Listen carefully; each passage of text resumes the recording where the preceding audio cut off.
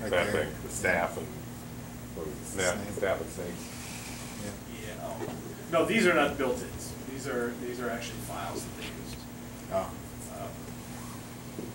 Anyway, there's one down here that I like. Down here somewhere. Oh, that was kind of neat. If you wanted to do like a signature or something. Oh, yeah. Be inside. I thought that was kind of slick.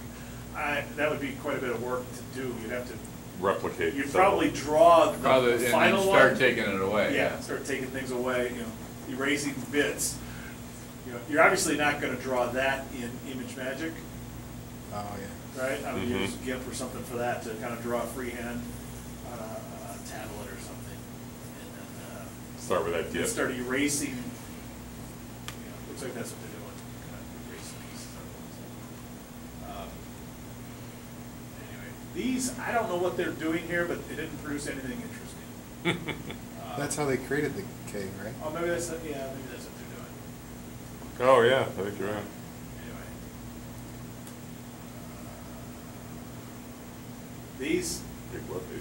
I think they're just telling us something about them. Where's the good one?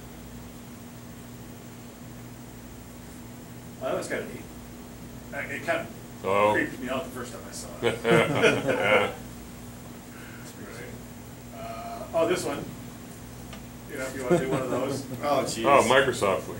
I'd much rather have it spend its time actually copying than show me Yeah, I couldn't agree it's more. copying. But it's a throbber, right? There you go. Oh. I like that one. I mean, really, you could do a movie. That's only 4 pixels. 4 pictures. Yeah. Yeah. Huh. Yeah. That's pretty Keep neat. still going. I think that's pretty cool. That And is this, cool. they just laid it over a grass. And I swear, the first time I saw it, the grass was moving. Your eyes Well, it were. could be. Yeah. You could make it. You could make it wave. Yeah. Yeah. Yeah. If you want to do a movie with any kind of frame rate using Imagemagick, the file would be enormous, and it would take forever. Then you use MPEG to convert it. Yeah. Yeah. But you know, there's a lot of animated GIFs on the internet now. You go to a lot of sites, and it's animated GIFs. It's become a thing again. Yeah, it has. Yeah. Just like seems like in the last Well, year. I think what it is that it's a quick and easy way to embed video on the internet. Without worrying about codecs and stuff. Yeah. Exactly. Even the fave icons have become. Yeah. Yeah. Yeah.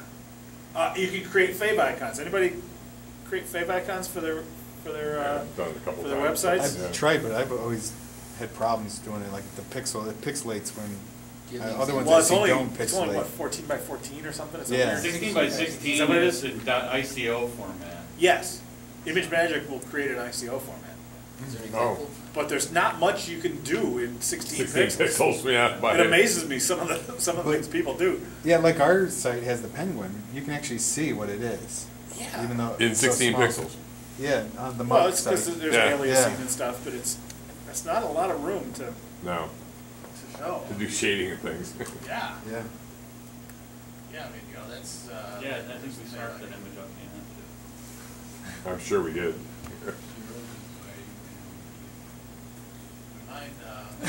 That's my fave icon for Veris, for our software. And that's Okay, about the simple, best I can yeah. do. Yeah, it's simple and it gets the point across. Well, it distinguishes it from other things. But, you know, there's some amazing fave, you know, even, you know, Google Mail does. Gmail, Mhm. Google, you know, they somehow make it look pretty good. They got people that, they pay a lot. For Yeah, that. yeah, they got people Pixel doing artists. it. Yeah. Anyway.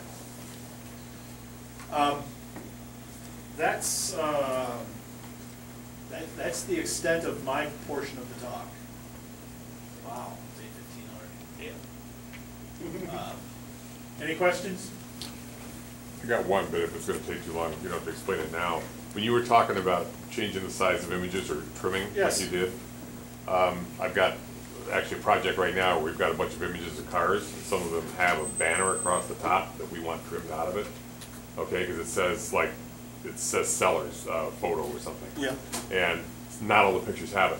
So is there a way with this to logically look at something that's in there and say, if this is here, cut off, 100 pixels off the top? Is there something about that banner that you could distinguish it from the rest of the images? Are they all the same color? They have a red background and they say the word sellers, but that's You probably. can't really detect the word No, sellers, it's but probably maybe not, you could- it's probably text, or not text, I mean. But I didn't know if there's logic, like you'd say if. Can you say if there's like red, like solid red in the first You could, like 3 pixels? You could pull out a chunk of that image, Okay, right?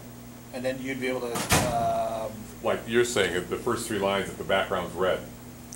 yeah, you could pull out a chunk of that image and then Imagemagick doesn't really have if statements in it. Okay. But you could, I don't know what you. Oh, is there a way to get these, the identity of that, and would it tell me that the background's red? Maybe, somehow? Probably. Or the RGB of it or something? Yeah, there's Well, that's giving me some ideas anyway to play with it, so. yeah. Because the problem is they don't want to just cut all the images. Right. They only want to cut the ones that have the banners Sure, on top. sure. So, and some of these Wouldn't it be nice cars. if it was automated? Pardon me? If it was automated. Well, and I'm pulling the pictures down off the server onto our web server, so it's quicker. So when I do that, I could just cut it at that point. And then it's only doing it once, it's not doing it while the customer's waiting. Are you those know? RS-232 ports under there? Yeah, no, Okay. sorry, Craig. It's all right. So, let's talk a little bit about board games. I'm bored. Yeah. Monotony? No, these are not your typical board games. This is not stuff like Monotony, or Scrabble, Risk. or Risk, Scribble. or anything like that. This is a little bit more different than that. Shoots and ladders. Yes. These are board games similar to this. Brought a little bit of Yahtzee. my collection here. This is a game called Space Empires. And let me show you a little bit here of what's inside the game of Space Empires. Shoots and ladders. You have a board, and you have what I like to refer to as a metric F-ton of counters. So the old board game style things. Yeah, so you got all these suckers. And if you want to do a quick game of this, you have to set up a whole lot of counters. What are things that computers are really good at? Automation. Making it so you don't have to do this stuff. And, by the way, take a look at this board here. Wow. Oh, gee. I mean, this is practically the size of my living room. In my Twister. so, there's a lot to this particular board. Space Twister.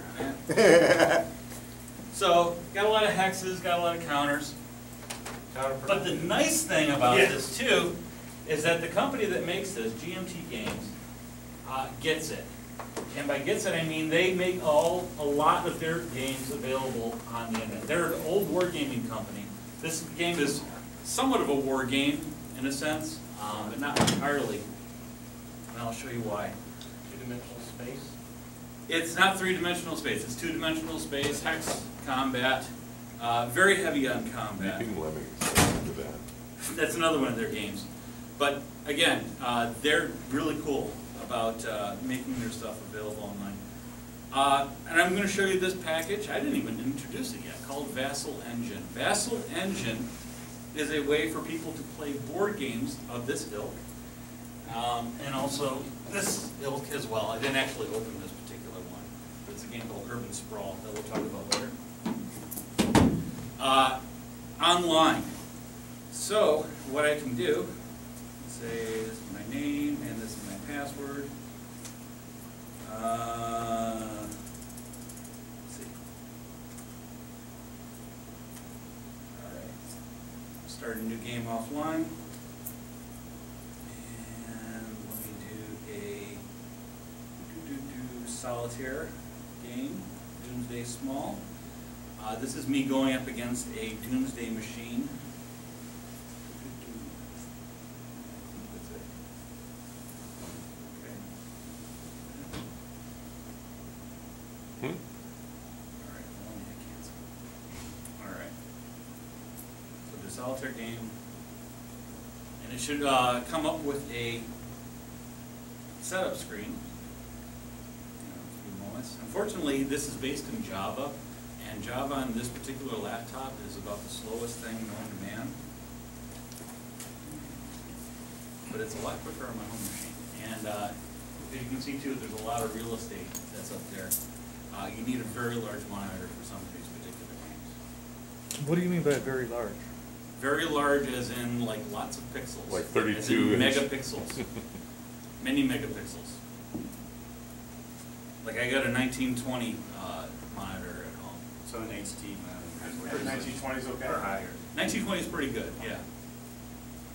This is a 13. So that's like an average size monitor. Yeah, this is a 768.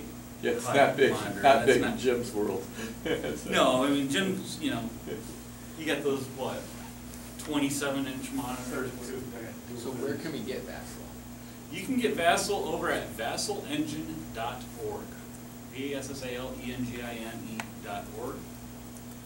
And there's many, many modules. I'm going to show the website in just a second.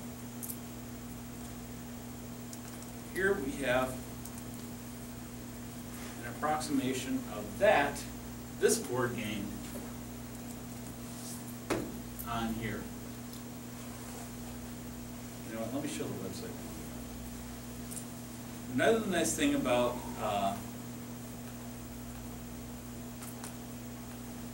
so this is the website, and you can download it. It's all available on SourceForge, and there are a bunch of modules that are available. These are all individual games that are available for it. Some illegal, some not quite so legal, some from publishers long defunct. A lot of Avalon Hill type games that are available. It had its origins in the wargaming crowd, because apparently there's a lot of call for war games online, and not a lot of call for people, you know, getting face to face, and that's what they needed, somebody to do a face to face, or do some kind of Does that anymore? face to face. Yeah, no, that's old fashioned.